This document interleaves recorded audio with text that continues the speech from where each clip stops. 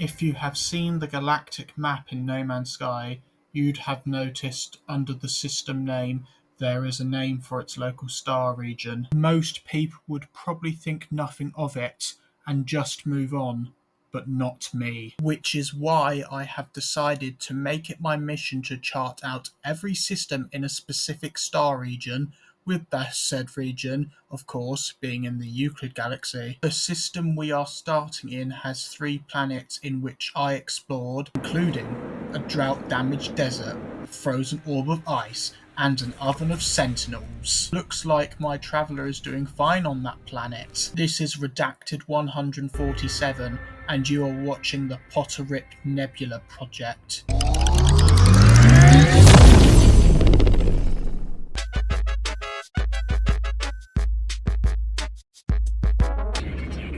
So, you are probably wondering, why bother at all solely exploring one star region when there are over 4 billion regions in the galaxy to look at? My answer to that would be for science. I want to see how similar star systems in the same region are to one another, and to catalogue all the worlds in said region to showcase any outstanding celestial bodies I find. The star region I have taken upon myself to fully chart is the Potarip Nebula from the Euclid galaxy, to make it easier for newer players to access all of them. The following glyphs to that region are digits 5 through 12 in the portal code shown on screen right now. For each system, I will display its star number, which is, oh god, I need to explain that now. In case if you don't know, this is my first time doing a video like this, so yeah. In the galactic address, each planet has a 12 glyph code, with each digit of said code standing for one of the 16 glyph pictures. Each of the 16 glyphs has a hexadecimal, base 16, value of 0 through 9, as well as the letters A to F, which represent numbers 10 through 15. The first digit of the 12 stands for the planet/moon's position in the system. A bird means it is first. Face means it is second. This continues until the boat, which is 6th. The next 3 digits, the 2nd to the 4th, show the star system's number in the region. For example, as you might have seen in the thumbnail of this video, the system we are in is number 315, which in hexadecimal is 13B. And the last 8 digits, the 5th to 12th, tells us the coordinates that the region is in the Euclid galaxy, or any galaxy for that matter. For this region, the glyphs are shown on screen right now. For anyone interested, I will make 2 playlists for this series, one with the episodes in order, the other being in system number order. With the planetary addresses being fully discussed, we can now move on to the layout of the show. Each episode will start with a prelude, followed by me discussing the star system stats. I will then start to go through each of the planets in order, starting with the first and ending with the last. For each planet, I will firstly tell its planetary stats and then discuss as I rate it out of 5 stars on 4 categories. The first of the categories will be its colour scheme. This will include its ground colour, grass and water colour, if it has any. It will also include the colour of the world's atmosphere. The second category will be ecosystem safety, which will cover sentinel activity and any predatory fauna that may lie on the planet. The third category will showcase the habitat suitability of the planet, which covers its weathering pattern and planetary biome. The final category will be my personal opinion rating, which is essentially my opinion on the planet. After I go through each category, I will tally up the score for each said planet at the end of each segment, telling the total score out of 20 stars. I will repeat the process for each planet and moon, going through them in planetary order. Once I reach the last planet and finish its segment, I will show a leaderboard of all the system's planets and moons, ranked on the total number of stars scored. Once we have gone over at least 25 celestial bodies, I will make a leaderboard showcasing the top 10 planets, and another showing the top 10 worst planets.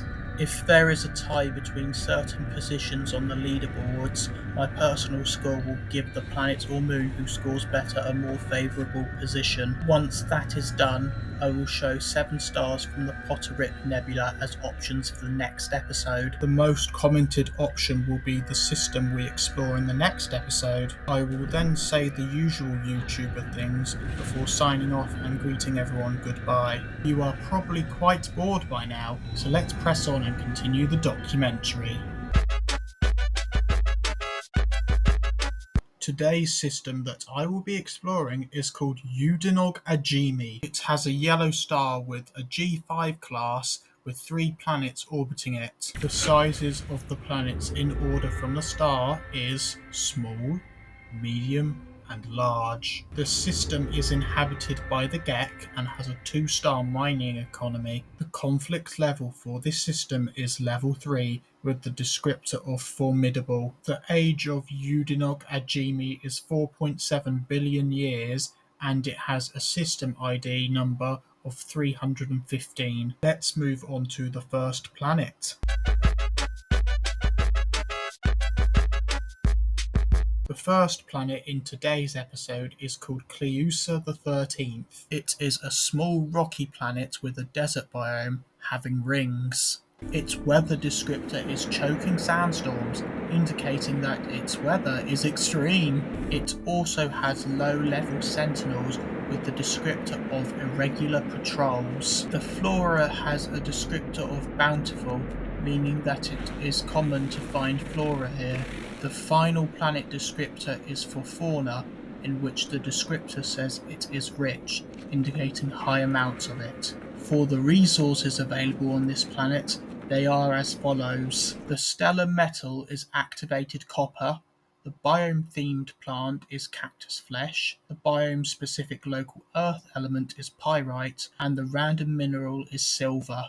The number of scannable items on this planet are as follows. There are 7 different animal species to scan, as well as at least 16 different types of flora, and at least 12 different types of minerals. This makes a total of at least 35 scannable items on this planet. The age of Cliusa XIII is 1.62 billion years old.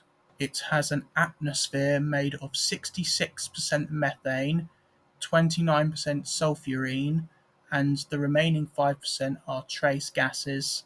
Cliusa XIII's core is primarily composed of copper, and its geology has been described as exotic. An interesting note about this planet states that it is rumoured to house first spawn relics. With the planet stats done, let's review its colour scheme. From space, this planet has a greenish surface colour. Once you get to its surface and land, it appears grey and orange. It fits the theme of a desert planet quite well in my opinion, so I think I'll give it 3 stars out of 5. Let's review our next category. As seen in the information section on this planet, it boasts a descriptor of irregular patrols, meaning that the Sentinels are rare on this planet. As for fauna, there are no predatory creatures on this planet. This planet is safe when it comes to fauna and Sentinels, which is why I am giving it a 5 out of 5 star rating for this category. With that being said, let's move on to habitat suitability. This planet has a desert biome, which is not the most habitable of planetary biomes, but it has shown to be densely populated with life. The weathering pattern has the planet swing from hot daytime temperatures of 57 degrees Celsius to a chilling -90 degrees Celsius at night.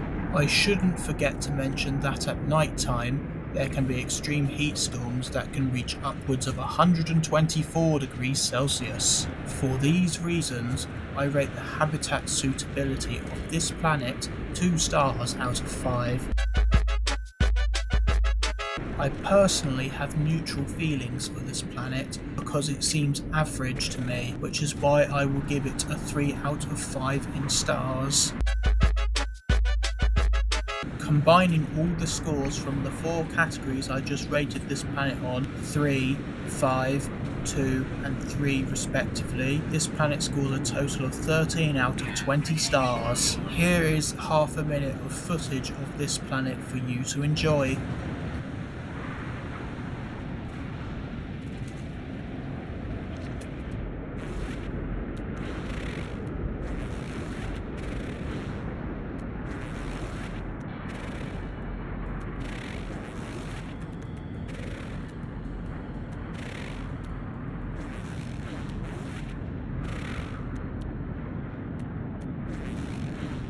Now, let's move on to the second planet.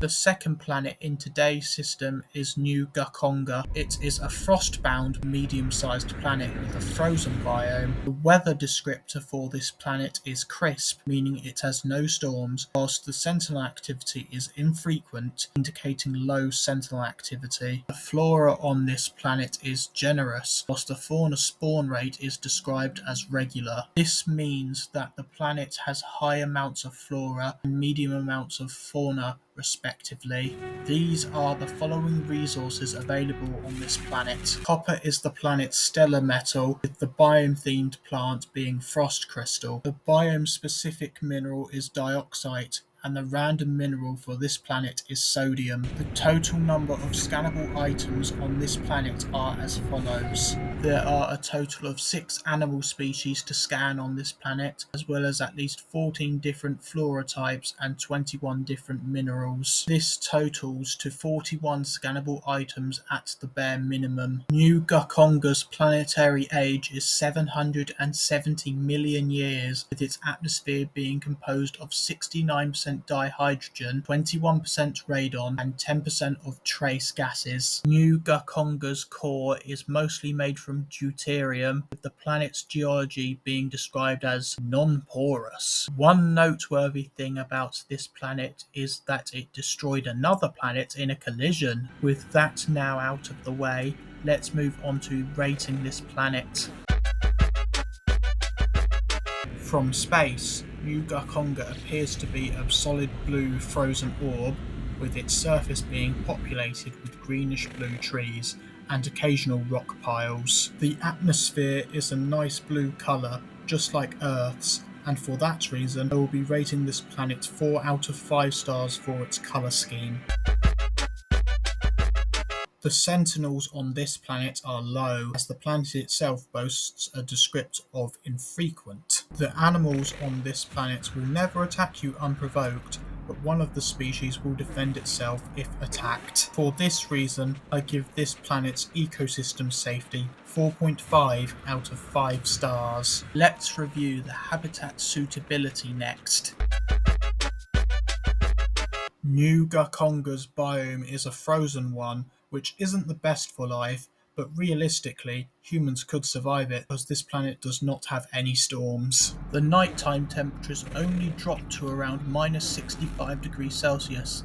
However, this only rises to minus 59 degrees Celsius in the day. These are the reasons I'm giving New Gukonga 4 out of 5 stars on habitat suitability. And now, time for my personal rating. I personally have a medium-sized favourable view on this planet due to it being very calm, which is due to the low number of dangers on its surface. For this reason, I'm rating it 4 out of 5 stars. Combining each category's respective scores of 4, 4.5, 4 and 4, this gives New Gukonga a total of 16.5 out of 20 stars. Now, here is another 30 seconds of footage on this planet I put together.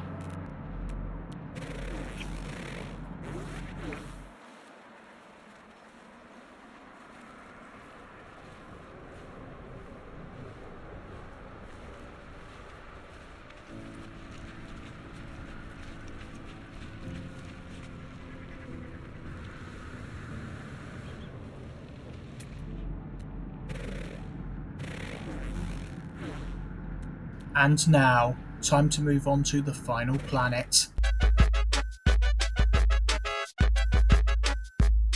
third and last for today's episode is the planet Ranslo, which is a large incandescent planet with the scorching biome. This planet's weather has been described as having occasional ash storms. This means that the planet has normal heat storms from time to time. However, Sentinels are aggressive on this planet, as described by the descriptor high security, meaning that they will attack on sight. The flora on this planet is frequent, meaning there are high amounts of plants upon the surface of Ranslo. The fauna is also present in high amounts due to the high descriptor. The resources found on this planet are copper, being the stellar metal, selenium, being the biome-themed plant, phosphorus, being the local earth element, and cobalt, being the random mineral. The number of scannable fauna, flora, and minerals are as respectively follows: 9, 15, and 18, with a total of at least 42 scannable items. The age of Ranslo is 2.98 billion years, the oldest of all the planets, with the atmosphere made up of 69% hydrogen, 20% sulfurine, and 11% of other trace gases. The core of the planet is primarily made up of platinum, whilst the geology of Ranslo is alarmingly symmetric. Something to note about Ranslo is that it has a thin ionosphere. With the stats of this planet being told, let's get into the scoring. From space, Ranslo looks like a charred, maroon-coloured world with brownish oceans. On the surface, these oceans turn orangey, whilst the surface turns dull and scorched, with there being a haze of smoke around the surface. The oceans themselves are a different story, with glowing plants that can be found underwater. Overall, a pretty dull colour scheme, which is why I give it 2 stars out of 5. Let's hope that the next category will be higher in score. As seen in the stats for this planet, it has very aggressive Sentinels who will attack you on sight after a few seconds of scanning you. Luckily, there are no animals on the surface that want to harm you, so I'll give this a 3 out of 5 stars on ecosystem safety. Let's move on to the next category. Ranslo's scorched biome makes it unideal for human life, with its temperatures reaching highs of 68 degrees Celsius. Even the night is still quite hot, being 58 degrees Celsius, and when storms hit, this rises to 101 degrees Celsius. So, for these reasons, I'll score it as 2.5 out of 5 stars. I personally don't like this planet being crowded with Sentinels and it having a less enjoyable biome for me to explore. I'll give it a 2 out of 5 in stars. Let's see the total score this planet got. Ranslo scored a 2 on colour scheme, a 3 on ecosystem safety, a 2.5 on habitat suitability, and had a personal rating of 2, totaling up to 9.5 out of 20 stars. Here is a set of clips totaling 30 seconds of me exploring the planet.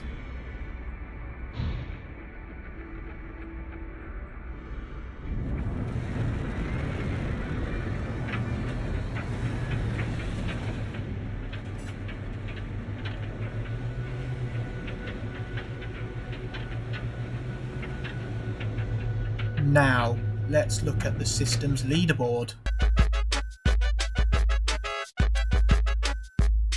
In third and last place with a score of 9.5 is Ranslo. The second spot goes to Cliusa XIII with a score of 13. And in first place with a score of 16.5 is new Gukonga, making it the winner of today's episode. Now, before we go, I want you, the viewers, to choose which system I should explore next. I will show you 7 options to choose from, and I want you to comment the one that you want to see me go to next. There will be 3 yellow star options, and 1 choice each for the other 4 star colours. Feel free to pause the video in order to read more about each system. Here are the options.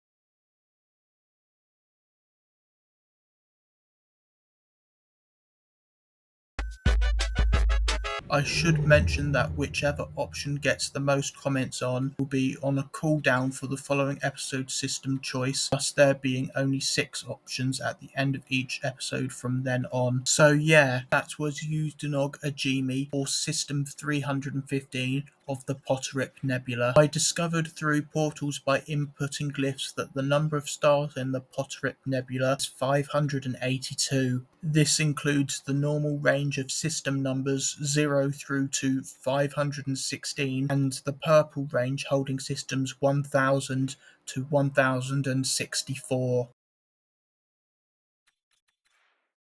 This means that there will be at least 582 episodes of this series if it gets popular enough. If you did enjoy the first episode of this series, please consider leaving a like, a comment, and maybe subscribe if you want to. With that being said, I hope you all have a wonderful day or night, wherever you are, and take care. Goodbye.